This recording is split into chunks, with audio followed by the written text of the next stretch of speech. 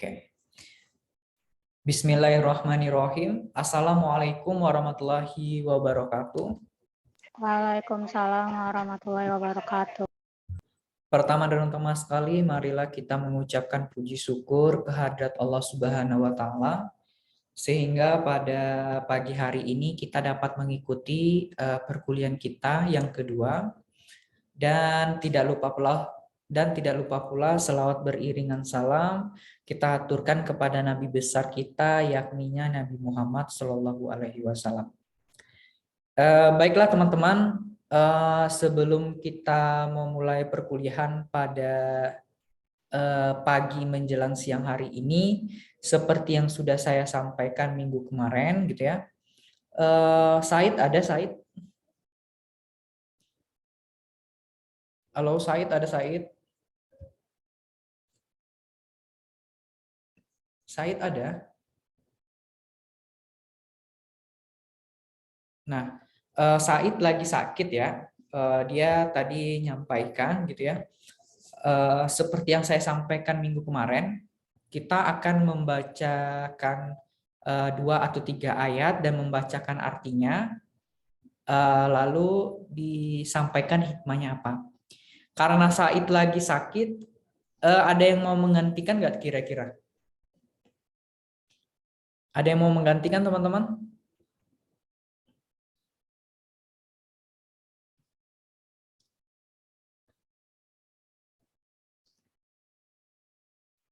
Ayo teman-teman segera ya. Nanti waktu kita terus berjalan. Ada yang bisa menggantikan teman-teman? Saya deh Pak. Oh ya, silakan Zaki Lahiri. Ya baik. Bismillahirrahmanirrahim. Alhamdulillahirobbilalamin. Alhamdulillazi arsala rasulahu bil huda wa dinil haq liyuzhirahu ala dini kulli wa kafa billahi syahida. Asyhadu an la ilaha illallah wa asyhadu anna Muhammadan abduhu wa rasuluhu la nabiyya wa rasulahu wa ba'dah. Sebelumnya pada kesempatan yang penuh dengan kebahagiaan ini di hari ini, izinkan kita sama-sama membaca Quran surah Al-Fatihah dan dilanjut dengan Quran surah Al-Ikhlas gitu. Mari sama-sama kita awali dengan baca surat Al-Fatihah.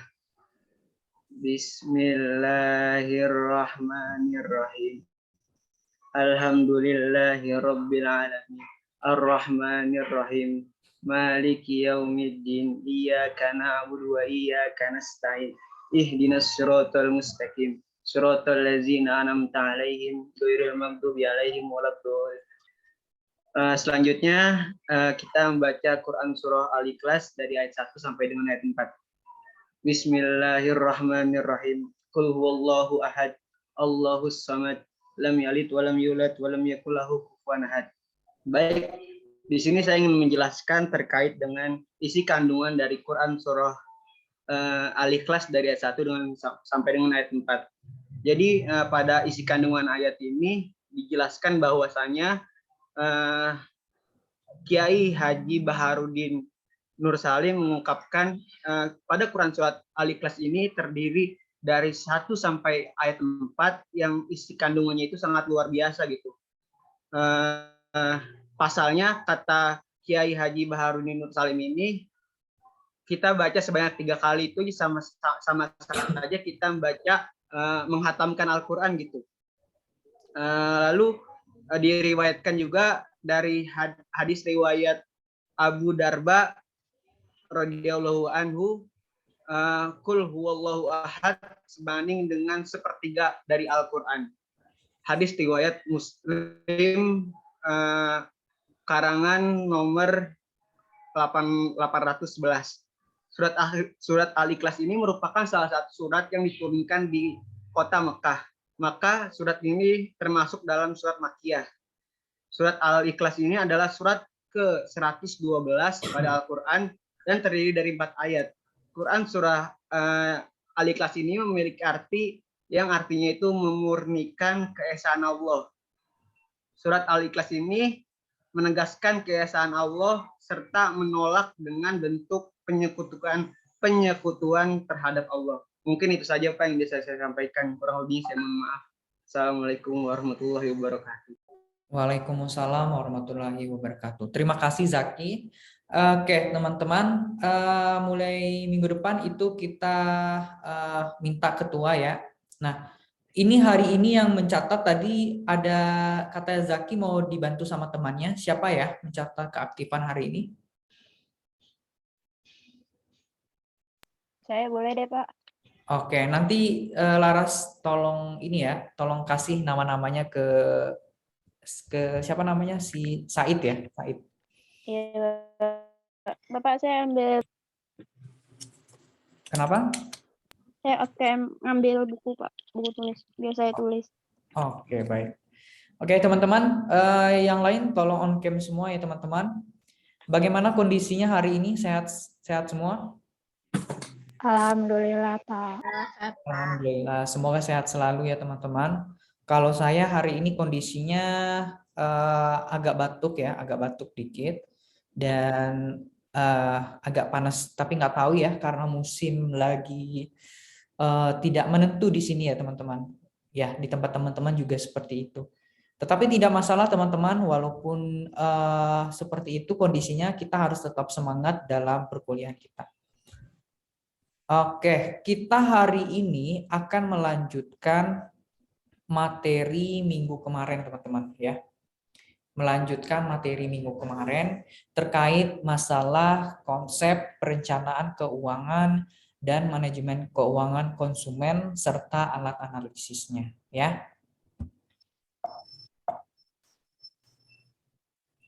Alhamdulillah. Ini sudah ya kemarin ya. Nah, mungkin saya ulang sedikit teman-teman. Jadi dalam perencanaan keuangan itu, teman-teman harus memastikan, harus menanamkan bahwasanya keuangan itu mudah, teman-teman ya. Karena orang banyak bekerja yang memiliki penghasilan, namun selalu merasa kurang, teman-teman ya. Tagihan yang terus berdatangan dan tidak pernah dilunasi, dan itu menariknya kondisi itu juga dialami oleh orang-orang yang berpenghasilan besar ya, seperti yang sudah saya jelaskan minggu kemarin. Nah, apa yang salah teman-teman? Nah, yang salah karena kurangnya perencanaan. Nah, kemarin kita juga sudah bahas bahwasanya ada fakta yang berbicara terkait remaja kita saat ini ya, mulai dari remaja yang masalah pengaturan keuangannya yang tidak baik, masalah hutang dan lain sebagainya. Nah, fakta lain juga kebutuhan dan keinginan yang tidak sesuai harapan. Kebanyakan orang lebih banyak membelanjakan uang daripada menabung, dan juga masalah situasi ekonomi yang tidak mendukung kesejahteraan individu. Nah, itu yang sudah kita bahas minggu kemarin, teman-teman. Nah, jadi teman-teman, tanpa perencanaan ya, pengeluaran menjadi tidak terkendali, teman-teman ya, dan tak terprediksi. Jadi di sini mau tidak mau teman-teman itu harus melakukan perencanaan keuangan secara baik supaya uang atau duit yang teman-teman peroleh itu bisa dikendalikan, teman-teman ya, bisa tahu apa saja yang telah dikeluarkan dan apa saja yang tidak diperlukan. Nah, sekarang teman-teman coba ya, kita mari bersama-sama belajar ya bagaimana cara merencanakan keuangan ya. Kita sama-sama belajar, dan tentunya ini membuat kita akan semakin lebih baik lagi. Nah, sebelum membahas secara lebih lanjut ya teman-teman, apa itu perencanaan keuangan ya? Kita harus tahu dulu definisinya apa. Nah, ini menurut FPSB ya 2016 menyatakan bahwasanya perencanaan keuangan itu adalah proses untuk mencapai tujuan hidup seseorang melalui manajemen keuangan secara terintegrasi dan terencana. Nah, teman-teman sudah belajar manajemen keuangan ya? Sudah, Pak. Semester berapa? 3.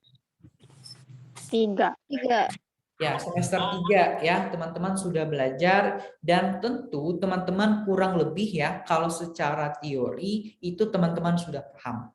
Nah, itu di ilmu manajemen keuangan itu ya teman-teman coba praktekkan. Nah, dengan adanya kita mempelajari manajemen keuangan itu membuat keuangan kita menjadi lebih terarah dan terencana, teman-teman. Nah, jadi inilah definisinya, teman-teman. Nah, dalam mencapai tujuan hidup seseorang itu, teman-teman, kita memiliki berbagai proses proses kehidupan seseorang itu ada dalam bentuk jangka waktu pendek ya, dalam menengah dan panjang ya. Jadi proses itu bukan sesuatu yang instan ya. Jadi sangat panjang. Nah, tujuan hidup seseorang itu pun bermacam-macam, teman-teman, dan juga unik ya. Ada orang yang tujuan hidupnya pengen memiliki rumah mewah, atau ada yang tujuan hidupnya pengen punya emas, pengen punya sekolah, atau pengen melanjutkan kuliah. Banyak ya, beragam ya. Nah, manajemen atau pengelolaan keuangan yang terintegrasi atau saling berkaitan serta terencana dengan baik, itulah yang diharapkan. Ya, kita mengharapkan berbagai macam kebutuhan itu bisa terkelola dengan baik. Nah, ada pepatah yang mengatakan, teman-teman, bahwa bila gagal merencanakan, maka kita gagal untuk merencanakan untuk gagal.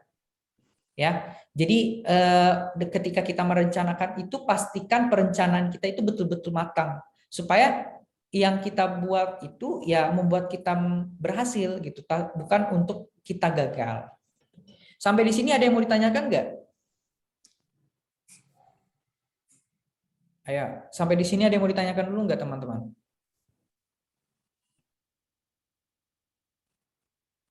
Ada yang mau ditanyakan?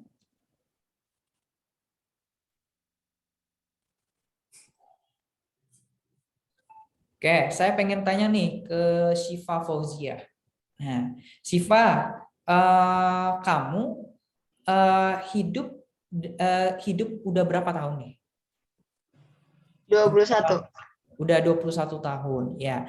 Nah, selama 21 tahun ini ya, Syifa tentu memiliki tujuan hidup ya.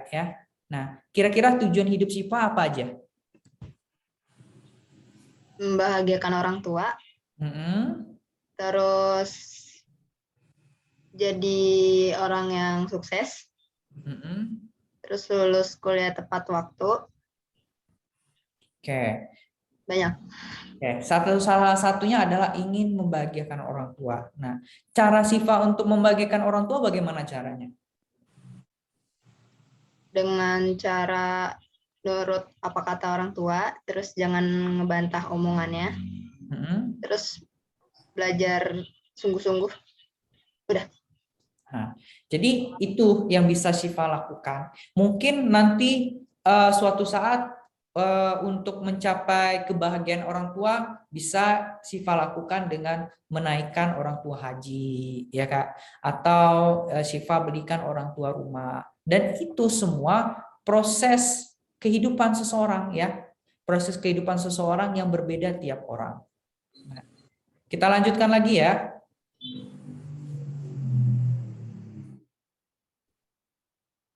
Nah, ada manfaat dari perencanaan finansial ini, teman-teman. Apa aja manfaatnya? Nah, kalau berbicara masalah manfaat, ini dia ya. Perencanaan finansial ini dapat membantu teman-teman dalam mencapai keberhasilan finansial, keamanan finansial, kekayaan, dan kebahagiaan finansial. Nah, ini udah pasti, teman-teman. Ketika teman-teman sudah mengelola keuangannya dengan baik, tentu teman-teman bisa mencapai ya keberhasilan. Ya, keberhasilan dengan apa? Ya, kita ngambil konteksnya. Misalnya ketika sudah memiliki perencanaan keuangan, ya kita pengen punya rumah, insya Allah berhasil, ya karena pengelolaan sudah baik. Lalu dari segi keamanan finansial gitu, kita menabung di bank, ya itu udah bagian dari keamanan. Dan kekayaan, ya kekayaan dan kebahagiaan. Nah, dengan adanya uang kan orang akan bahagia, teman-teman, ya. Kepuasan yang kita miliki itu akan terasa dengan adanya uang yang kita miliki. Nah, lanjut ini kita lihat manajemen keuangan yang efektif. Nah, ini kita sudah pelajari bahwasanya dalam manajemen keuangan yang efektif itu memiliki nilai, teman-teman. Memiliki nilai, memiliki attitude, lifestyle, memiliki want atau when, needs, people, human resource, material resource, money, dan wealth. Nah, ini teman-teman. Nah, ini akan kita bahas. Nah, pertama itu ada nilai, ya. Nilai ini menjadi dasar dalam perencanaan keuangan. Ya. Jadi nilai di sini bukan nilai ini ya, bukan nilai kuliah ya, tetapi nilai di sini adalah kepercayaan. Nah, kepercayaan dasar tentang apa yang penting, diinginkan, dan layak dimiliki. Jadi itu pengertian dari nilai. Nah, di sini saya pengen minta dari teman-teman coba sebutkan 10 hal yang teman-teman sukai. Ayo, ada yang bisa nyebutin enggak 10 hal yang disukai? Nih, aktivitas 1, sebutkan 10 hal yang saya sukai melakukannya. 10 hal yang disukai. Apaan aja, Pak? Apa saja, Pak? Apa aja? Nonton film, Pak. Maksudnya bagaimana, Haikal? Rizky Haikal. Itu halnya yang kita sukai aja. Bebas ya, Pak? Ya, bebas. Mau termasuk itu keinginan, kebutuhan. Ayo, bebas. Oh, iya. Oke, 1. Apa, Rizky? Keinginan saya mempunyai perusahaan. Terus pengen punya akademi sepak bola, Pak. Kalau kebutuhannya paling mempunyai stadion sama mempunyai lahan untuk membangun suatu perusahaan. Udah, Pak. Oke, itu kan kayak seperti cita-cita ya, cita-cita yang ingin kamu lakukan ke depannya seperti apa, ya. Nah, tapi kalau berdasarkan kebutuhan yang saat ini menjadi kebutuhan kamu itu apa, Rizky? Mungkin kalau kebutuhan ya mau ini aja sih, Pak. Biar kuliahnya selesai gitu kebutuhan saya. Maksudnya biar selesai kuliah saya gitu. Sampai sarjana lah.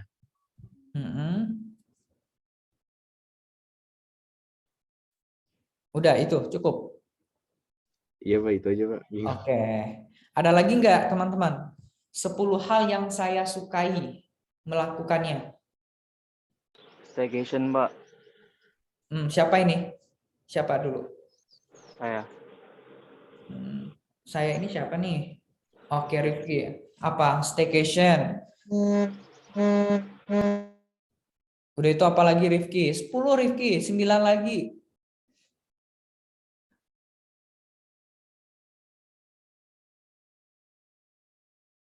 Apa? Tidur, Pak.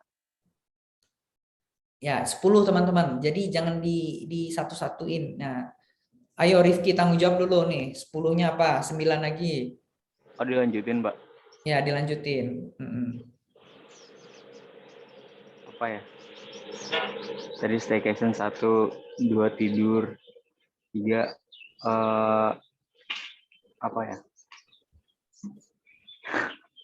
Kalau di sebelah tadi saya itu pengen tidur, Pak, pengen tidur, main PlayStation, main games, nonton, cemilan, rebahan terus dari pagi sampai malam. Gitu. Itu siapa tadi tuh di kelas sebelah gitu? Gitu dia. Nah, kalau kamu apa ya? Apa sih yang ingin kamu lakukan gitu ya? 10 hal yang saya sukai. Ya. Saya, Pak. Nggak ada nih, terbatas Rifki. Jadi yang paling disukai itu doang sih, Pak. Oh, itu aja. Yang lengkap dong, yang lengkap saya minta. Siapa? Siva, Pak. Siapa? Siva. Oke, silakan Syifa. Kalau saya 10 hal yang saya suka itu main, terus tidur, terus baca buku, terus scroll TikTok, terus buka Instagram, terus ngopi, terus main bola, terus main bola, terus lagi bersih-bersih rumah, terus bantu orang tua, dan terakhir itu tidur lagi. Tidur lagi. Kira-kira dari 10 aktivitas itu yang kalau berbicara tentang perencanaan itu kan nggak masalah duit aja ya. Nah, kira-kira itu yang kamu kegiatan itu yang betul-betul bermanfaat apa aja? Cuman baca buku doang. Cuma baca buku doang. Ya, artinya kita ini kebanyakan kaum rebahan ya. Gitu. Nah, jadi itu sebenarnya nggak bagus teman-teman. Kita harus memilih gitu ya. Itu menjadi nilai ya. Nilainya apa? Apa yang penting? Yang penting itu apa? Apa yang diinginkan ya? Dan apa yang layak dimiliki. Nah, dan dikembalikan juga berdasarkan kebutuhan dan keinginan. Kira-kira kegiatan misalnya kita kalau di kelas sebelah itu dia ada bilang, Pak, saya itu pengen skincarean gitu ya, pedikur medikur di salon gitu kan, di kelas sebelah gitu ya. Sudah itu saya bekerja pengen ini dan begitu. Kira-kira keinginan untuk ke salon itu tiap hari atau tiap bulan itu bagian dari kebutuhan atau keinginan? Kalau kita sifatnya masih mahasiswa, tentu kan itu bukan kebutuhan teman-teman. Tetapi beda hal kalau kita artis ya. Kalau artis ya lumrah lah ya. Ya dia harus tampil glowing, harus bersih gitu ya, harus harum. Ya mau tidak mau pergi ke salon itu menjadi suatu kewajiban gitu. Jadi kita kembalikan lagi ke nilainya. Nah, lanjut, tujuan keuangan itu ditentukan oleh nilai ya. Nah, tujuan keuangan itu ditentukan oleh nilai yang dicapai untuk pengelolaan dan perencanaan keuangan. Nah, tujuan keuangan itu harus jelas ya, harus jelas atau spesifik dalam hal jumlah uang dan waktu pencapaiannya. Jadi, kalau misalnya kita punya duit itu digunakan untuk apa? Itu harus jelas tujuannya. Nah, tujuan supaya ini spesifik ada di kita mengenal istilah SMART ya. Spesifik, measurable, achievable, realistic, dan time related. Nah, contoh tujuan yang SMART itu apa kira-kira teman-teman? Kalau kita kaitkan dengan ini. Ya, contoh tujuan yang SMART itu seperti apa? Ada yang bisa nggak? Kayak tujuannya itu jelas gitu, Pak. Untuk dan kayak tujuan misalkan kita punya tujuan nih, tujuannya itu jelas gitu, Pak. Untuk apa tujuannya, terus juga apa lagi ya? Kayak jelas aja gitu, Pak, tujuannya. Ya, maksudnya coba kamu kasih contoh konkretnya gitu.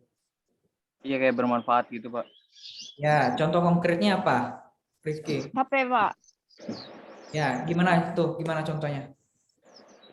HP kan bermanfaat, Pak, buat kalau yang butuh banget, Pak. Bermanfaat banget kalau buat kuliah, kalau tiba-tiba ada buat komunikasi. Jadi kan ada bener-bener ada manfaatnya gitu loh, Pak. Kalau buat nyari ilmu, Oke, kan lewat smartphone, Pak.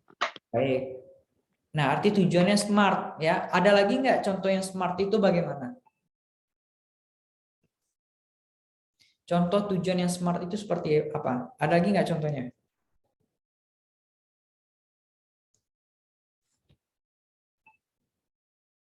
Ada nggak? Pakaian. Iya Ya, nggak, Pak? gimana? kita apa ya Pak? Buat kenyamanan, agar terlihat sopan. Penampilan sih Pak, kalau itu Pak. Baju ya Pak. Pak, saya juga mau Silakan. tujuan keuangan ya Pak. Kayak misalnya di 2025 kita income-nya, penghasilannya itu per bulan udah gajinya tuh 5 juta misal tujuan kita. Nah, itu tujuan yang kita pengen capai itu kita harus buat detailnya, spesifiknya, terus harus terhitung dan kalau misalnya tujuan kita 5 juta di umur 25 kita udah dapat gaji 5 juta itu achievable kan, kayak kita bisa aja mencapai itu. Terus itu juga realistik. Kalau misalnya nggak realistis kan kayak misalnya di umur 25 kita gajinya tuh 100 juta dapatnya. Nah, itu kan nggak realistis kayak gitu, Pak.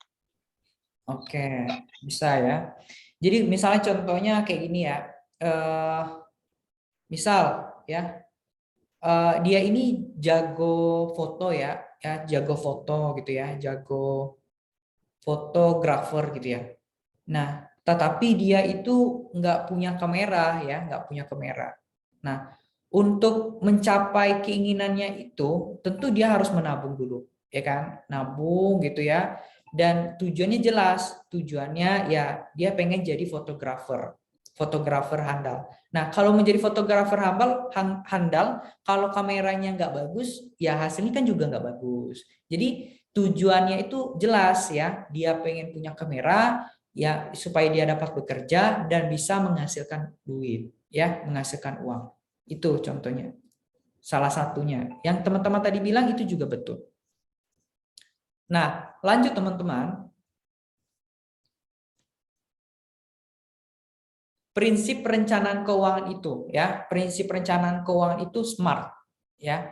Nah, yang SMART itu kita detailkan lagi ya. Kalau berbicara secara jelas, dia pertama itu spesifik.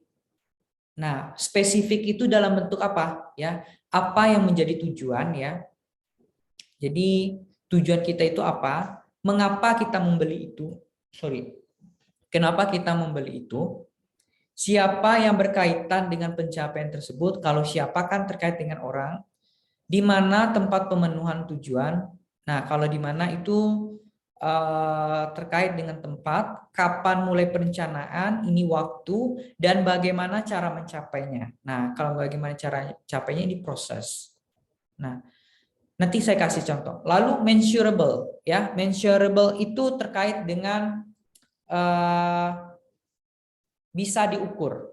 Artinya keinginan atau kebutuhan yang kita inginkan itu bisa diukur dengan sejumlah uang tertentu dan waktu tertentu tanpa keluar dari duit yang kita miliki. Lanjut, attainable ya, bisa dicapai. Nah, di sini bila dicapai agar lebih lengkap, tujuan perlu target untuk dicapai. Ya, misalnya teman-teman pengen beli rumah ya, pengen beli rumah ya. Nah, ketika pengen beli rumah, tentu teman-teman perlu uang muka, ya enggak? Ya, uang mukanya itu adalah 36 juta. Nah, 36 juta itu ya tentu mau tidak mau teman-teman harus menabung 1 juta setiap bulan. Ya, supaya nantinya setelah 3 tahun teman-teman bisa beli rumah. Untuk angsuran pertamanya gitu. Jadi harus bisa dicapai. Lalu selanjutnya teman-teman reality base atau sesuai realitas ya. Agar secara rasional bisa dicapai atau realistis, jangan sampai tujuan ini terlalu berat ya. Ada yang pepatah yang mengatakan seperti pungguk merindukan bulan ya. Tujuan yang terlalu muluk malah akan menjadi bumerang. Nah, contohnya seperti apa Pak? Ya, misalnya ketika kita kuliah kebanyakan ngikut tren ya, orang kuliah pada pakai iPhone, ya kita ngikut-ngikut juga. Orang pada kuliah pakai laptop mahal pada ikut-ikutan juga. Padahal itu nggak sesuai realita kita. Kita nggak orang kaya ya. Kita dari keluarga biasa. Ya ngikut-ngikut orang, ya kita yang jadi bumerang, kita yang kecapean. Jadi kita hidup itu harus sesuai ya, harus sesuai dengan kondisi kita, jangan ikut-ikut orang ya. Kalau misalnya orang punya duit untuk beli laptop mahal, ya kayak apa gitu ya, itu kan memang karena dia punya duit. Kalau kita ya laptop biasa aja kan udah bersyukur. Jadi disesuaikan dengan kondisi kita. Nah, saat sekarang ini kan banyak teman-teman ya orang biasa tapi gayanya kekaya-kayaan gitu kan. Tetapi yang orang kaya, yang betul kaya itu nggak pernah tuh gayanya selangit gitu. Contohnya siapa? Orang terkaya di dunia sekarang siapa kira-kira? Ayo. Bill Gates. Bill Gates ya. Nah, Bill Gates itu dia apa usahanya? Rizky. Microsoft, Pak. Microsoft Buat ya. Microsoft ya. Semua orang pakai program dia. Berapa duit itu? Seluruh dunia pakai ya. Tetapi tahu teman-teman bagaimana sih gaya hidup dia? Gaya hidupnya bagaimana Rizky? Haikal. Waduh, saya juga kurang tahu, Pak. Kalau gaya hidupnya sih. Gaya hidupnya ya biasa-biasa aja teman-teman ya. Gaya hidupnya biasa-biasa aja. Biasa-biasa aja itu seperti apa Pak? Ya kalau berpergian ya simple biasa, nggak memperlihatkan bahwasanya dia orang kaya. Saya ini tahunya dari cerita juga ya, dari internet ya, saya browsing ya. Nah gaya hidupnya biasa saja. Istrinya pun pakaiannya nggak terbuat dari emas, permata dan berlian juga gitu ya. Kalau jalan-jalan ya pakai sandal jepit aja, nggak pakai sepatu kulit apa, harimau lah, buaya lah, enggak kan yang biasa. Malahan anak-anaknya yang kan masih kecil ya, anaknya itu tidak diizinkan megang handphone teman-teman ya. Anaknya yang kecil nggak boleh megang handphone sebelum umurnya 17 tahun ya. Begitu kalau mereka seperti itu. Ya, tapi pada umumnya orang luar itu seperti itu teman-teman. Anaknya kalau belum 17 tahun tidak boleh megang handphone ya. Boleh diajarkan tetapi tidak boleh megang handphone. Begitu juga bawa kendaraan ya, bawa kendaraan baik itu mobil maupun motor. Kalau anaknya belum 17 tahun itu boleh. Beda kalau kita di Indonesia ya. Ya. Anak sultan gitu ya, handphone dipakai gitu ya. Pakai terus gitu ya. Handphone mahal lagi kan ya maklum orang kaya. Nah itu perbedaannya. Tetapi saya juga bingung teman-teman ya, orang kita kadang-kadang banyak ya, dia baru kaya tapi gayanya selangit gitu ya, gayanya selangit ya, dan tentunya itu tidak layak ditiru. Ada nggak yang bisa ngasih contoh ya orang kaya, bukan orang kaya sih, orang yang gayanya kekaya-kayaan gitu, ada nggak contohnya?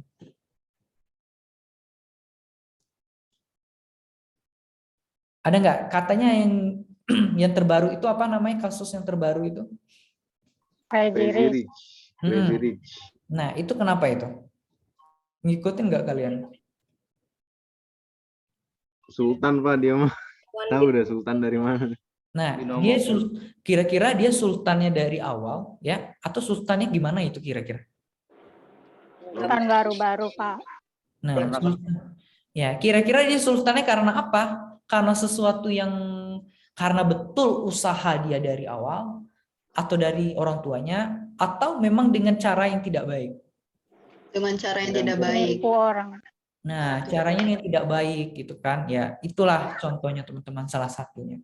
Jadi, kalau pengen jadi sultan ya boleh, nggak apa-apa mau jadi sultan. Kalau bisa mah orang Indonesia banyak yang jadi sultan. Tapi sultannya seperti apa? Ya sultan yang baik ya, sultan yang bagus, caranya bagus ya.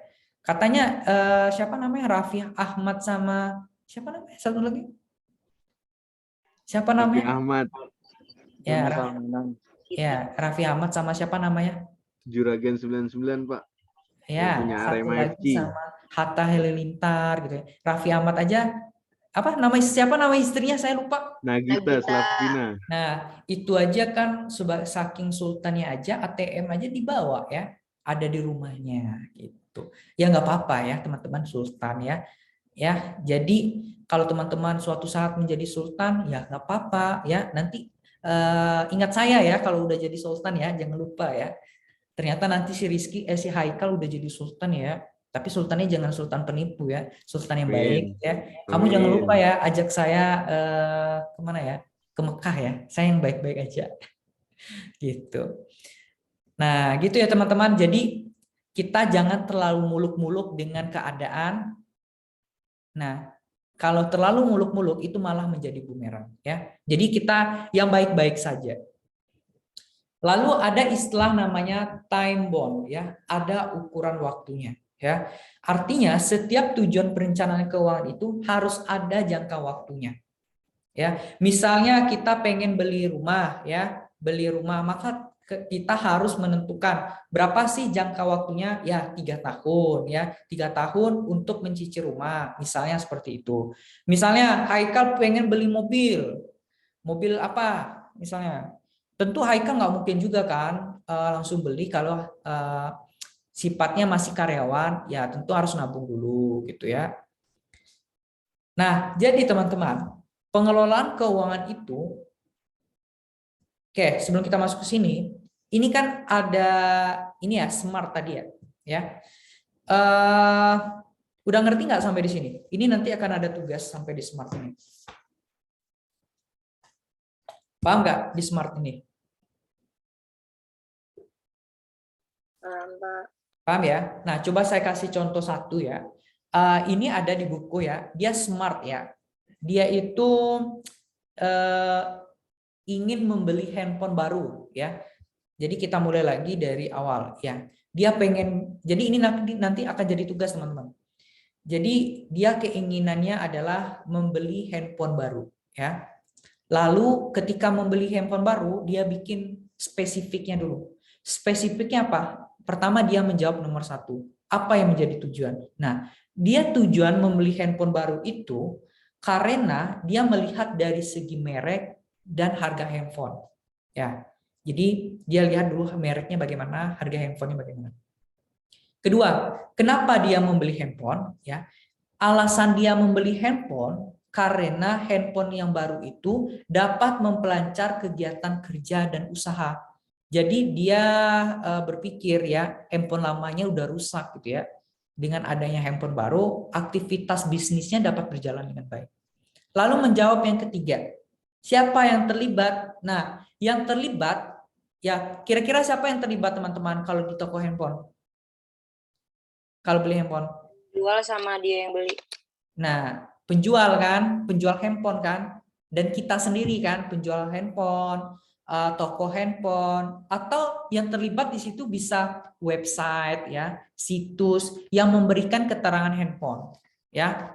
Di sini juga nanti yang terlibat bisa seperti marketplace ya enggak, googling kan, biasanya kalau mau beli handphone kan teman-teman googling dulu kan ya enggak ya. Kalian googling dulu handphone apa, misalnya saya pengen beli handphone Samsung dengan tipe ini, tentu teman-teman googling dulu. Jadi itu siapa saja yang terlibat, tentu googling Google juga. Lalu keempat, di mana tempat pemenuhan tujuan? Nah, kalau tempat di mana kira-kira? Kalau beli handphone di Jakarta di mana? Konter Roxy. Di Roxy. Lalu di mana lagi? Poncol, ITC. Di mana? ITC. Lalu di Jakarta itu di Mangga 2 Square ya. Ya kan? Kalau di Bandung ada Bandung Electronic Center BEC gitu kan. Nah, lalu nomor 5, kapan mulai perencanaan? Nah, kapan mulainya? Nah, kalau dia ini 3 bulan lagi katanya. 3 bulan. Lalu bagaimana cara mencapainya? Ya, kalau cara mencapainya tentu dia harus nabung ya. Dia harus menyisihkan uang per bulan untuk membeli handphone. Nah, yang spesifik pertama sudah dijawab. Lalu beralih kita ke bagian measurable. Nah, kalau measurable ini kan nilainya itu harus bisa diukur ya. Nah, ukurannya berapa? Harga handphone itu berapa sih? Ya. Oh, ternyata harga handphone itu 5 juta. Ya, 5 juta. Lalu kita masuk ke attainable ya. Kalau attainable ini bisa dicapai ya. Kira-kira membeli handphone 5 juta. Nah, itu kira-kira kita butuh berapa lama ya? Oh, ternyata ketika kita beli handphone 5 juta, saya membutuhkan waktu 5 bulan ya. 5 bulan karena saya harus menabung dulu tiap bulan 1 juta. Nah, tapi kalau misalnya kita menabungnya 500, kita butuh waktu beli handphone berapa bulan, teman-teman? 10 bulan. Ya, 10 bulan. Nah, jadi gitu. Jadi harus bisa harus targetnya harus bisa ditentukan. Nah, lalu reality base-nya. Nah, kalau reality base ini dengan harga handphone 5 juta itu kira-kira kita sanggup enggak ya membeli handphone tersebut dengan kondisi keuangan kita ya. Kira-kira sanggup enggak? Ya kalau misalnya kita gajinya 1.500.000, handphone yang mau dibeli itu 500.000 ya, kita saving 500.000, kira-kira 1 juta kita sanggup enggak untuk hidup? Sanggup enggak untuk bayar kos? Jadi itu harus dihitung semuanya. Dan terakhir adalah time bond. Nah, kalau time bond ini adalah setiap tujuan perencanaan keuangan itu harus ada jangka waktunya, teman-teman. Nah, jangka waktunya berapa? Ya, kalau tadi kita beli handphonenya 5 juta, tentu kita butuh waktunya 5 bulan. Tapi kalau misalnya angsurannya tabungan kita itu 500.000, tentu 10 bulan. Nah, seperti itu contohnya, teman-teman. Nah, nanti saya akan minta teman-teman bikin juga seperti ini gitu ya, menggunakan prinsip SMART untuk tugasnya. Apa sih keinginannya gitu ya? Nanti saya jelaskan.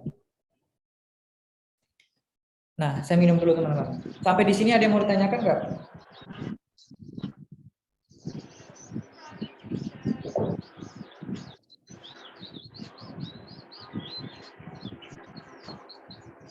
Ada yang mau ditanyakan teman-teman? Ini Rizky, kayaknya kamu mau ngidupin ya. Jadi kedengaran suara burung berkicau di sana.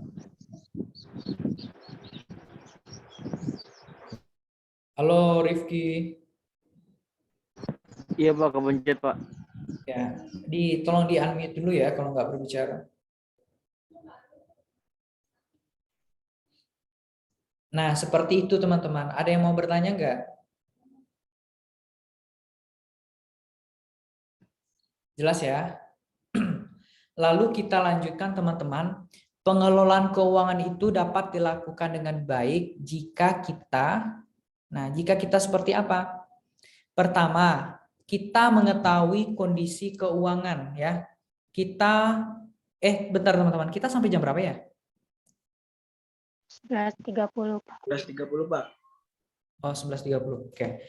Nah, pertama kita mengetahui kondisi keuangan ya, kondisi keuangan kita secara umum dan problematikanya. Jadi kita punya uang yang kita miliki itu kira-kira posnya apa saja. Oh, ternyata pos yang saya miliki itu untuk nabung, untuk pendidikan, untuk orang tua. Nah, itu semuanya harus dibagi. Jadi kita tahu ya berapa kondisi keuangan kita. Selanjutnya kita harus menghitung berapa jumlah hutang yang Anda miliki ya dan mulai melunasi secara teratur ya. Jadi begini teman-teman ya, kalau punya utang ya silakan dibayar hutangnya ya. Jangan didiamin gitu ya. Orang udah pada nunggu utang dilunasi tapi dia malah shopping. Ya kan nggak bagus kayak gitu. Pernah nggak kejadian seperti itu teman-teman? Pernah nggak? Atau ada nggak temannya gitu? Kalian minjamin duit gitu ya, minjamin duit, tapi dia masih utang nih. Tapi pas kita lihat di sosmed dia lagi makan enak nih di foto gitu kan, padahal utangnya ada tapi belum bayar. Pernah nggak kejadian? Pernah Pak. Pernah, ya. Atau dia update lagi jalan-jalan ke Bali gitu kan, padahal utangnya masih ada sama kita. Nah, nggak boleh kayak gitu ya teman-teman. Jadi harus dibayar ya, harus dibayar hutangnya dulu, harus dilunasi. Nah, nanti kita bisa melakukan pengelolaan keuangan kita. Nah, selanjutnya apa? Identifikasi pola pengeluaran rutin ya. Kita harus identifikasi nih, kita harus catat ya kira-kira pengeluaran kita bulan ini apa aja, harian apa aja, tahunan apa aja, sehingga bisa membuat rencana belanja yang tepat. Nah, teman-teman di sini ada nggak yang buat mengidentifikasi atau membuat rencana bulanan, harian, dan tahunan? Ada nggak? Ada nggak teman-teman? Dulu pernah tapi nggak berlanjut, Pak. Kayak perencanaan gitu. Kayak dulu sempat Apa? kayak buat apa yang mau dibeli gitu, cuman kayak nggak berlanjut. Kenapa itu nggak berlanjut? Iya, kadang sesuai mood aja sih, Pak. Dan kayak misalnya dulu kayak lagi rajin-rajinnya, terus kayak di list kan apa aja yang mau dibeli untuk bulan depan. Apa namanya? Ya pokoknya kayak gitu deh, Pak. Artinya udah malas gitu ya. Nah, harusnya itu harus kamu lanjutkan. Itu kan perbuatan baik ya. Ya, itu bagian dari pengelolaan. Ada juga nggak yang mencatat pengelolaan pengeluarannya nggak dalam minimal per bulan deh gitu. Ada nggak?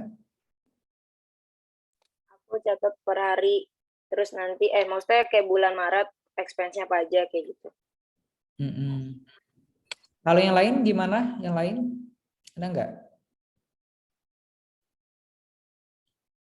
Artinya pada Saya sih ini aja ya, Pak, nggak tapi mikirin kayak ya. ngingetin harganya Pak, kayak gitu. Kayak kalau belanja kan biasanya sehari-hari kan ada belanja-belanjanya Pak. Jadi kan harganya sering apal gitu loh Pak. Jadi kan nggak usah direncanain, ngerti harganya sekian sekian sekian, tinggal digabungin udah deh Pak. Oke, arti kamu main di otak aja ya. Iya Ya udah, Pak. prediksi. Oh, saya prediksi ini duit saya sekian gitu ya. Kayak saya keluarnya apa aja ya dipikir gitu. Kayak gitu. Tapi teman-teman, tapi apa sini Laras gitu ya. Apa yang Laras lakukan itu sebenarnya sudah bagus, tetapi itu tidak direkomendasikan dalam perencanaan keuangan. Ya, manusia itu kan tempatnya lupa ya Laras ya. Manusia itu tempatnya lupa. Nah, makanya kita itu disarankan untuk mencatat. Nah, tapi timbul lagi nih sifat malasnya manusia ya. Manusia itu malas ya. Ya, malas. Jadi malas ya, walaupun itu beli kerupuk doang ya, beli kerupuk 1.000 nggak mau mencatat. Tetapi teman-teman ya, orang di luar sana ya, orang barat itu dia sangat-sangat menghargai uang. Sangat menghargai uang. Duit itu bagian yang yang luar biasa bagi mereka. Malahan mereka menganggap setiap waktu itu adalah uang, ya. Kalau teman-teman pergi ke sana, ya, anggap saja ke Jepang, ya, teman-teman akan melihat ya cara pola pikir mereka, ya. Mereka kalau pergi kerja ya nggak kayak kita, nggak manja gitu ya. Kalau kita kan pergi dekat aja pakai motor, pakai mobil. Kalau mereka pergi kerja aja jalan kaki, bawa sepeda. Kalau jalannya ya udah kayak mau lari ya, jalannya cepet banget gitu ya. Kan luar biasa gitu. Kalau kita enggak. Nah, kalau makan mereka cepet, kalau kita banyak ngobrolnya. Jadi bagi mereka itu adalah waktu adalah uang. Sehingga ketika mereka menanamkan prinsip waktu adalah uang, mereka akan menanamkan pemahaman bahwasanya uang yang mereka miliki itu harus dikelola dengan baik. Nah, dikelola dengan baik itu adalah harus mencatat semua pengeluaran yang dimiliki. Apa aja sih yang telah dikeluarkan dari bangun tidur sampai tidur lagi, itu dikeluarkan. Nah, jadi pola hidup orang luar negeri itu patut kita contoh teman-teman ya. Padahal kita di dalam Islam juga diajarkan apa? Ada yang tahu ayatnya dalam Islam? Ada yang tahu nggak?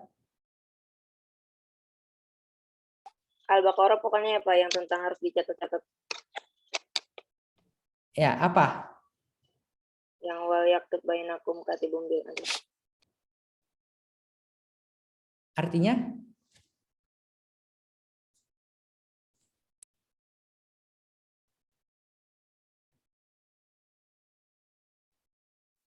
Ada juga surat Al-Isra, ya kan? Manfaatkanlah waktu sebaik mungkin, ya.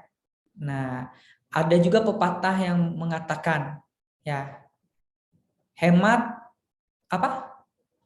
Ayo, Hemat pangkal kaya. Ya, hemat pangkal kaya. Ayo, lanjutkan. Pepatah-pepatah kayak gitu, itu sebenarnya luar biasa, teman-teman, ya. Hemat pangkal kaya, Rajin pangkal pandai. rajin pangkal pandai. Kayak gitulah ya, nanti dilihat lagi ya. Nah, jadi intinya teman-teman, pengelolaan keuangan itu perlu kita miliki. Begitu. Nah, kita lanjutkan lagi. D. Mulai menyisihkan dana tabungan segera sejak Anda mendapatkan penghasilan. Ya, jadi kan ini kan teman-teman, saya pernah berkali-kali bilang di kelas lain ya, bahwasanya kita kuliah itu merubah akhlak ya. Kalau saya ya bilangnya merubah akhlak. Kita kuliah untuk merubah akhlak.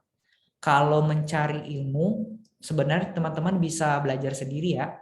Teman-teman bisa baca buku, bisa belajar dari orang sekitar, dari orang tua, bisa belajar dari YouTube ya, bisa ya. Tetapi yang utama dari perkuliahan itu adalah teman-teman bisa belajar untuk adab dan beretika. Kalau saya itu ya, beretika itu yang utama. Nah, nanti teman-teman ketika sudah tamat dari perbankan syariah ya, teman-teman bekerja ya. Nanti ada yang bekerja sebagai pegawai bank, ada yang bekerja sebagai konsultan syariah, ada yang bekerja sebagai guru, itu pilihan ya, itu pilihan. Nah, jadi ketika teman-teman sudah mendapatkan pekerjaan, pastikan penghasilan yang telah teman-teman peroleh itu teman-teman sisihkan untuk ditabung ya, jangan duitnya habis gitu. Mungkin nanti kalau udah kerja coba kalian kalian nazarkan, oh duit pertama saya ini, gaji pertama saya kasih untuk orang tua saya gitu ya, saya kasih untuk ibu saya gitu. Nah nanti misalnya nanti di gaji kedua nanti saya sisihkan berapa persen sih untuk tabung gitu ya, berapa persen untuk kebutuhan sehari-hari.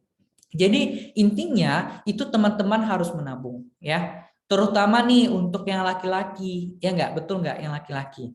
Ya kan? Yang laki-laki ini kan tanggung jawabnya gede ya teman-teman ya. Ya, nggak mungkin kan ketika kalian mau nikah teman-teman nggak ada duit. Ya, kira-kira cewek mana yang mau? Kira-kira coba pikir lu. Saya mau tanya sama perempuan ya. Kalian nanti kalau mau dinikahi, kalian mau cari laki-laki yang sudah punya uang, udah bekerja atau bagaimana, atau yang ya udahlah karena cinta saya terima aja gitu, gimana? yang udah kerja lah Pak, uangnya banyak. Yang banyak duit. Ya yang punya duit ya intinya ya terlepas dia masalah duitnya banyak miliaran, dan terlepas dia ganteng pun sekalipun itu mah bonus ya kalau dia pun ganteng itu mah bonus, tetapi yang intinya dia adalah bekerja dan bertanggung jawab. Nah, ketika dia bekerja, teman-teman, dia bekerja, itu berarti dia sudah bertanggung jawab. Nah, dia bekerja, dia bertanggung jawab, dan dia pasti punya tabungan. Apalagi kan kalau gadis Betawi misalnya ya, itu kan maharnya gede ya. Mohon maaf nih, ya punten-punten ya, yang gadis Betawi siapa di sini? Ada nggak? Nih, ada nggak di sini? Betul nggak? Saya pengen koreksi dulu nih kalau salah tolong disampaikan. Yang orang Betawi siapa di sini? Oke, Yumni ya. Yumni kamu orang Betawi ya? Iya Pak. Asli. Bapak Ibu asli? Enggak sih, Ibu Sunda. Oke, kalau yang saya butuh katanya kalau yang betul Betawi asli katanya kan maharnya gede ya. Betul nggak ya? Iya Pak, betul Pak. Ya, mahal kan besar kan. Teman saya aja katanya berapa ya? 80 gitu ya. Saya bingung apakah 80 juta itu besar atau kecil bagi kalian. Pokoknya dia nyediain 80 juta. Nah, tentu yang laki-laki kan ya mau tidak mau harus nyediain itu. Ya kan? Nah, jadi tanggung jawabnya gede. Apalagi Indonesia itu kan dikenal dengan negara yang suka meramaikan adat ya. Ya, untuk adat aja habis jutaan ya. Tetapi di luar enggak loh. Di luar itu mereka ya nikah ya udah nikah gitu, biaya nggak usah terlalu gede gitu. Padahal dalam Islam juga ya semurah-murahnya mahar adalah memudahkan kaum lelaki, ya kan? Memudahkan kaum lelaki. Yang paling utama itu adalah modal setelah menikahnya itu bagaimana. Jadi ya nggak mungkin kan habis nikah di gedung ya, di gedung dihadiri oleh presiden, ya nggak bisa bupati aja lah, nggak usah lah bupati deh, dihadiri oleh kepala desa atau camat gitu kan. Nah pestanya udah wow banget gitu kan. Pas udah selesai nikah tumpukan hutang banyak ya, tumpukan hutang banyak, biaya pengeluaran ini dan itu banyak. Jadi itu masalah pengelolaan juga teman-teman. Nanti insya Allah akan kita belajar pasca menikah. Saya juga agak aneh juga ya. Saya belum menikah ya, tapi kok udah dikasih mata kuliah ini. Harusnya yang dikasih itu orang yang sudah menikah harusnya mata kuliah ini. Jadi dia paham. Jadi makanya ketika kita belajar perencanaan keuangan, kita akan belajar dari awal kita merencanakan sampai kita nanti menikah. Kita juga belajar bagaimana mengelola pendidikan buat anak dan sampai kita nanti sudah pensiun. Itu kita akan pelajari. Itu. Jadi gitu teman-teman. Kita harus menabung ya, terutama untuk yang laki-laki nih. Nah, kira-kira di sini saya kepo juga nih. Ada nggak pacarnya di sini nih? Di grup ini ada pacarnya nggak? Kalau di grup sebelah tuh ada tuh. Kalau di grup sebelah ada. Kalau di sini ada nggak? Saya tahu Pak, grup sebelah siapa? Apa? Di grup sebelah saya tahu siapa. Ya nggak usah sebut nama. Di sini aja. Kalau di sini ada nggak? Di sini nggak ada. Oh, artinya pacarnya di luar semua ya? Ya. Kalau bisa mah cari pacar mah jangan satu kelas, cari itu yang lain dari kampus lain, atau nggak dari jurusan lain. Jadi kan menarik gitu. Jangan satu lagi kalau cari pasangan jangan orang Sunda sama orang Sunda dengan orang apa Kalimantan kayak gitu kan. Jadi lebih menarik gitu. Atau kan yang laki-laki pengen melamar gadis Makassar kan, siapa tahu kan juga boleh. Nanti kalian bayar uang pinai ya kan, uang pinai begitu. Ada yang mau ditanyakan nggak sampai di sini?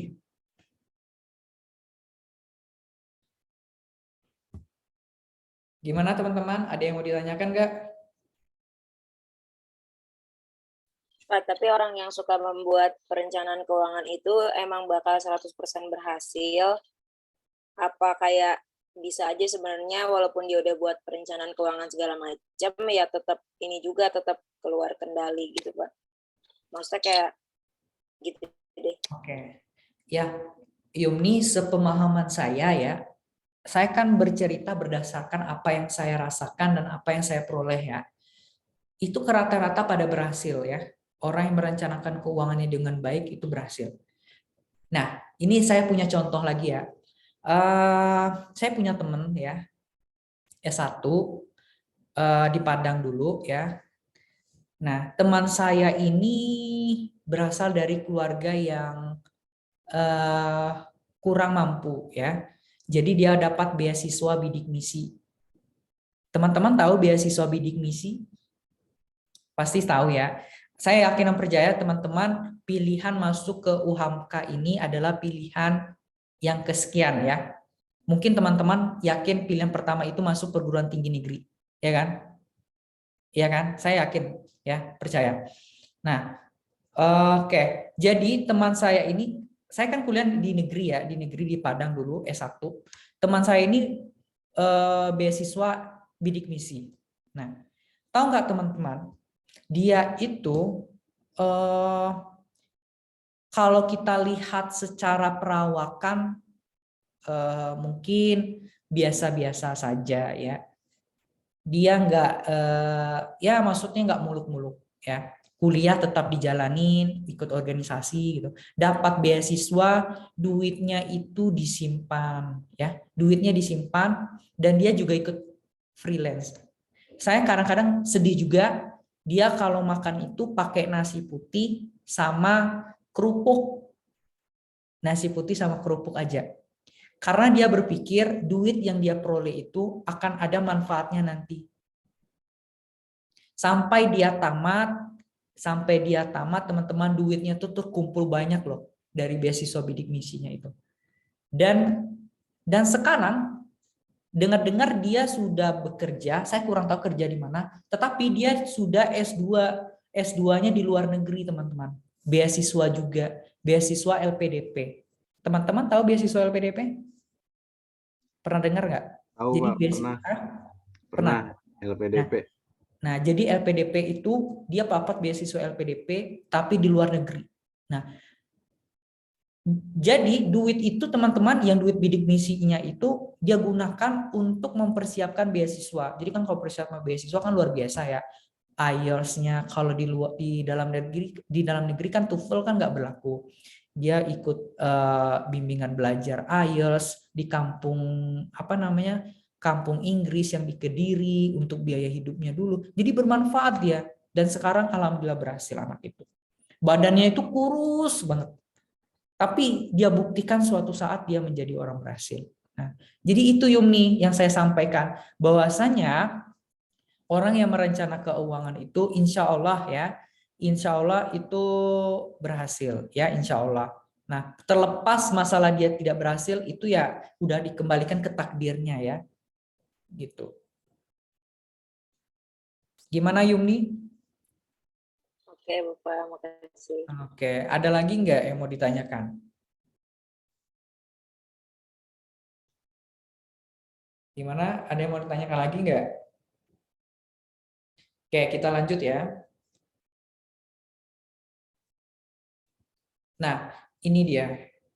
Selanjutnya, mulai menyusun rencana pengeluaran ke depan dan membuat persiapan untuk memenuhinya. Jadi kita siapkan ya untuk menyusun rencana ini. Nah, ini selanjutnya, langkah-langkah untuk membuat perencanaan. Nah, apa saja langkah-langkahnya, Pak? Nih, pertama, mulailah mencatat segala pengeluaran, baik besar maupun kecil. Nah, mulai catat tuh, jangan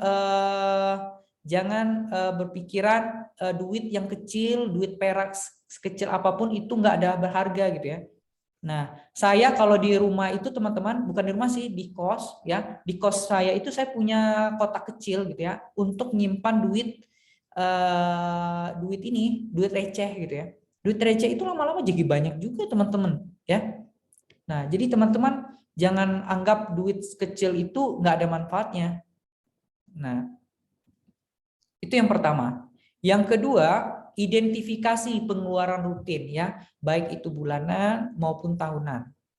Nah, ketiga, mulai menyusun budgeting ya, rencana pengeluarannya itu ya, kita susun gitu ya, dan kita buat polanya ya, kita buat budgetingnya di setiap awal bulan ya, yang mengutamakan kebutuhan bukan keinginan ya. Jadi ingat teman-teman, kebutuhan dan keinginan itu sesuatu yang berbeda ya. Kebutuhan itu betul-betul yang kita butuhkan, betul-betul yang menjadi kebutuhan itu sesuatu kalau kita tidak penuhi itu akan mempengaruhi keberlangsungan hidup kita ya. Tetapi kalau keinginan itu cuman sebatas angan-angan, keinginan atau mimpi kita gitu ya. Dan kita realkan itu. Nah, misalnya kebutuhan ya, saya itu butuhnya makan, saya butuh rumah, papan, sangan, pangan, itu kan kebutuhan utama. Tetapi kalau keinginan saya butuh rumah mewah, emas permata, itu kan nggak terlalu ya. Gitu, bukan kebutuhan sekarang. Lalu mulailah menabung secara teratur. Nah, saya pengen nanya lagi nih, teman-teman di sini ada nabung nggak? Ada Ada, Pak. nabung nggak? Ada, Pak. Ada, Ya, Pak. kalian nabung di mana? Celengan. Siapa Celengan itu? sendiri, Pak. Siapa yang di celengan itu? Saya, Pak. Zaki. Oke, Zaki, kamu nabung di celengan ya? Masih ini ya? Masih udah berapa lama nih? Udah dari lulus SMA, Pak. Itu duitnya nggak diambil-ambil sekarang? Enggak diambil-ambil, masih di celengan. Oh, serius? Iya, masih. Arti Di kaleng, celengan Pak. Di kaleng. Saya kan buat kaleng kayak semacam kaleng dari cat tuh. Terus saya bolongin, terus saya kalau ada di sisa saya masukin situ. Oke, udah berat nggak sekarang? Apa? Udah berat nggak itu celengannya? Udah keisi penuh nggak? Nggak tahu, Pak. Nggak tahu, Pak. Saya namanya masukin koin, terus masukin duit kayak 2.000, 1.000 gitu, Pak. Tapi Oke. kebanyakan koin sih. Ya, saya dulu waktu kecil juga suka pakai celengan kayak gitu juga. Ada lagi nggak? Ada saya, Pak. Nah, Laras, kamu nabung di mana? Sama, celengan, Pak. Celengan juga. Pokoknya saya mager banget kok ke bank. Malas ke bank ya? Iya, jalan. Kalau celengan kan udah di rumah. Nggak usah Oke. kemana-mana. Baik. BTW Laras, kamu ini pakai sorry ya, maaf, kamu pakai jilbab atau? Aku pakai hoodie, Pak. Oke, baik. Nah, ada lagi nggak? Ada nggak yang selain menggunakan celengan? Di bank, Pak. Di mana? Di bank. Oke, kamu nabungnya di bank setiap berapa kali, Yumni? Sebulan sekali. Jadi kayak ada satu tabungan yang dia untuk tabungan aja, bukan pengeluaran dan pemasukan gitu. Oke, artinya ada satu rekening khusus ya. Nominalnya udah ditentuin. Oh, saya mau nabung sebulan itu 200.000 atau gimana? Atau bebas? Awalnya ditentuin, tapi sekarang kayak sesuai kini, kalau misalnya pengeluarannya nggak banyak, kayak nabungnya lebih gede. Kalau misalnya pengeluarannya lagi banyak, kebutuhannya lagi banyak, nabungnya lebih sedikit gitu. Oke. Ada lagi teman-teman? Ada lagi nggak? Oke, jadi menabung itu teman-teman tidak mulu-mulu nabung di celengan ya. Ya, kita itu bisa menabung di bank. Kita juga bisa menabung dalam bentuk investasi ya. Kalau investasi, teman-teman udah belajar investasi belum ya semester 4? Analisis investasi udah belajar belum? Nggak tahu ya, saya belum tahu juga. Udah belum? Udah belum? Udah ya, semester 6 ya, udah ya.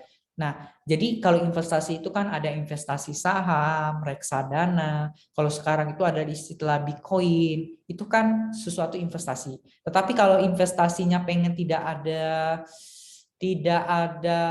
resiko, ya jalur amannya memang nabung di celengan. Tetapi ini teman, kalau di kampung saya, ya kampung saya itu kan di Padang. Kalau di Padang itu mereka identik menabung melalui apa kira-kira? Ada yang bisa nebak nggak? Menabung melalui hewan, teman-teman. Hewan dan emas. Jadi kalau orang di kampung saya, mereka itu investasinya melalui kerbau. Jadi kerbau dibeli gitu ya, kerbaunya dibeli itu nanti pas mau bulan puasa, mau Idul Adha, mau Idul Fitri, itu sangat bermanfaat. Ya, satu kerbau itu aja bahkan ada yang sampai 60 juta. Makanya mereka itu lebih melihat prospeknya ya beli binatang. Jadi teman saya itu ada itu setiap gajian dia simpen gitu ya. Dia beli anaknya anak kerbau nanti digembalakan oleh orang lain atau orang tuanya. Gitu. Dan juga investasi melalui emas. Jadi kalau orang-orang di kampung saya biasanya diansur-ansur beli emas 200 gram, nanti 500 gram, nanti diansur-ansur. Nah, melalui emas itu gitu. Jadi banyak macam teman-teman. Tetapi kalau teman-teman mau model kekinian, sekarang itu ada istilahnya logam mulia. Logam mulia tahu? Tahu ya? Jadi kalau zaman sekarang, kalau teman saya, kalau kami itu, saya waktu kuliah, kami itu kan punya organisasi. Jadi organisasi itu masih tetap berjalan. Nah, nanti kalau misalnya teman kita ada nikah nih, Kak kita itu udah ngasih ini, udah kasih apa? Kado. Nanti teman kita kalau nikah kita kasih logam mulia ya. Nah, jadi kami itu kalau teman-teman nikah, kami ngasih logam mulia teman-teman. Kami nggak ngasih duit lagi, ngasih logam mulia. Logam antam itu, antam, tahu kan? Nah, duitnya dikumpulin nih, ya, dikumpulin nanti dibeli logam, logam mulia. Nah, teman-teman kalau berinvestasi melalui logam mulia itu juga bagus, ya. Logam mulia atau enggak melalui deposito juga. Tapi kalau deposito dia ada jangka waktunya. Begitu. Ada yang mau ditanyakan? Jelas ya? Oke, kita lanjutkan lagi. Buatlah perencanaan masa depan. Nah, ini udah jelas ya teman-teman. Nah, jika ada keperluan khusus dalam 1 atau 2 tahun ke depan, susunlah budgetingnya. Nah, sisihkan setiap bulan agar ketika waktunya tiba, jumlahnya sudah mencukupi. Nah, lalu teman-teman, perencanaan keuangan itu ternyata dia punya aspek karir, teman-teman. Ya, punya karir ya. Karir dari seorang perencanaan keuangan itu apa, Pak? Nah, seorang perencanaan keuangan dia itu dikenal sebagai financial planner ya. Pernah dengar financial planner, teman-teman? Pernah dengar nggak? Pernah dengar nggak? Pernah, Pak. Nah, yang sepemahaman Yuni, financial planner itu apa? Jangan lihat ini, yang Yuni tahu apa?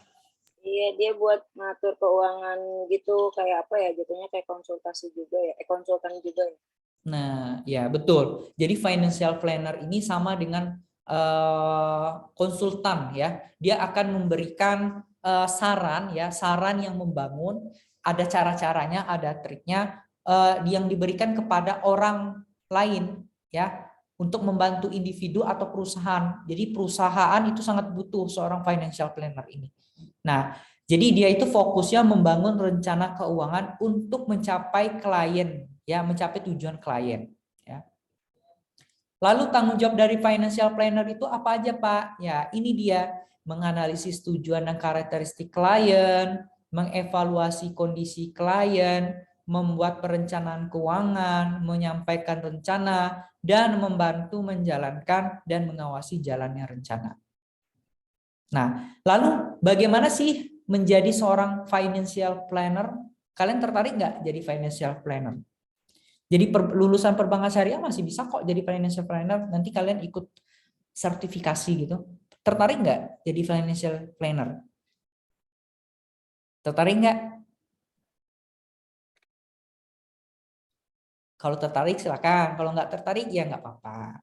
Ya intinya financial planner ini dia adalah orang yang menjembatani masalah keuangan. Nah, bagaimana Pak cara menjadi seorang financial planner ini? Nah, ini dia teman-teman. Ketika kita menjadi seorang financial planner, kita perlu mengikuti program sertifikasi ya. Ya, jadi di Indonesia ini kita harus mengikuti program yang namanya gelar profesi Certified Financial Planner atau CFP. Nah, sertifikat ini sifatnya skala internasional, teman-teman, yang dikeluarkan oleh Financial Planning Standard Board. Nah, dan sertifikat Financial Planner ini sudah diakui oleh Badan Nasional Sertifikasi Profesi.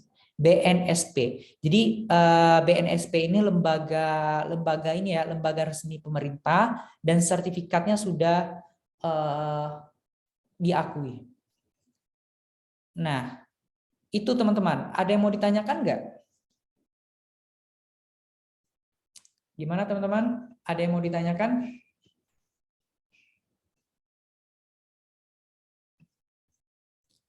Halo, ada yang mau ditanyakan nggak? Enggak, Pak, cukup. Cukup. Oke.